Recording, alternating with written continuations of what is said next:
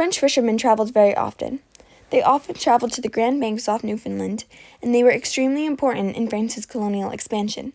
But Spain had a very strong grip on their North American land, and because of the wars of religion that were going on in France, it made it difficult for them to branch out and start planting roots in North America. Early on, France tried to put colonies in Brazil in 1555, in Rio de Janeiro in 1612, and they also tried to put a colony in Florida, but they were all unsuccessful because Spain and Portugal kept careful watch over all of their territories. France was finally able to really get a hand in other territories on July 27, 1605. They founded Port Royal in Acadia, which is now known as Nova Scotia. 3 years later, Samuel de Champlain founded Quebec, which is now very well known for being a French-Canadian province. In 1624, France settled French Guinea. In 1627, St. Kitts was founded, but had to be shared with England due to the Treaty of Utrecht. The treaty was a treaty of peace which recognized Queen Anne as sovereign and made people stop supporting James Edward. France gave some of their territory as a sign of peace towards England. Quebec also became the capital of the fur trading colony of New France, which was helpful for the economy during their early years.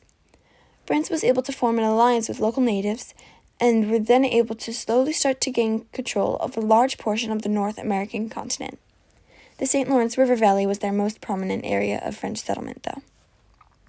The Compagnie des Isles de l'Amérique founded Guadeloupe and Martinique in 1635 and St. Lucia in 1650. The Carib expulsion of 1660 was caused by pushback from local natives. It was a French-led ethnic cleansing that was used to try to remove all of the Carib population from Martinique. France expanded their empire even further in 1699 when they were able to take control of the foundation of Louisiana in the basin of the Mississippi River.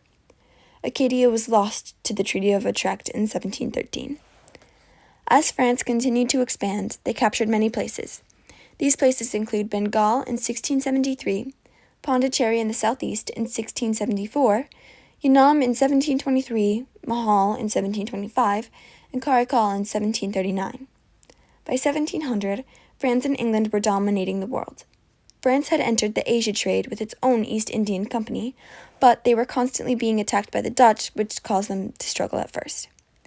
They were soon able to make their own outpost in India in 1720, but they never were really able to make any real profit. Louisiana was named after the French king Louis XIV. The population of France's North American empire was small compared to their landmass. The population was only about 65,000 people by the year 1760. The French people wanted money off of the land that they owned. They weren't very concerned about planting roots and creating a culture. At the time, England also wanted land in North America very badly, and they started to push into France's land. This caused major conflict and started the French and Indian War. In this war, the French fought with the Indians against England, but many people think that the French fought against the Indians because the name can be a little misleading. The French and the Indians also worked with the Dutch to try to take down the British. There were many conflicts between France and England, which weakened France.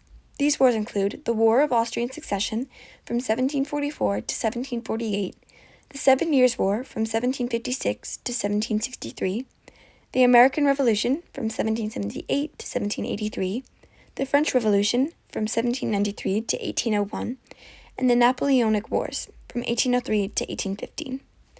France aided America during the American Revolution, which helped them gain back some of their land that they had lost in previous wars with England.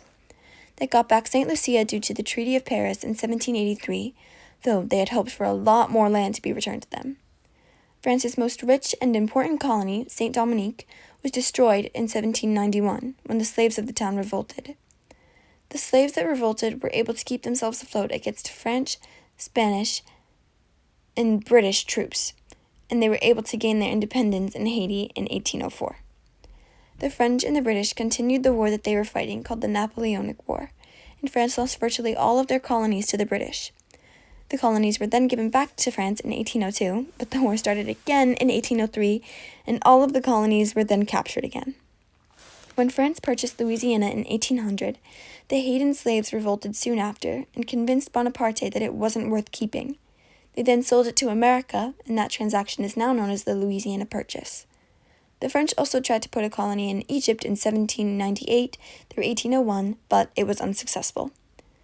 I would say that on a scale from 1 to 10, France would be about an 8, because compared to other places that were around them during their height, they were extremely dominant.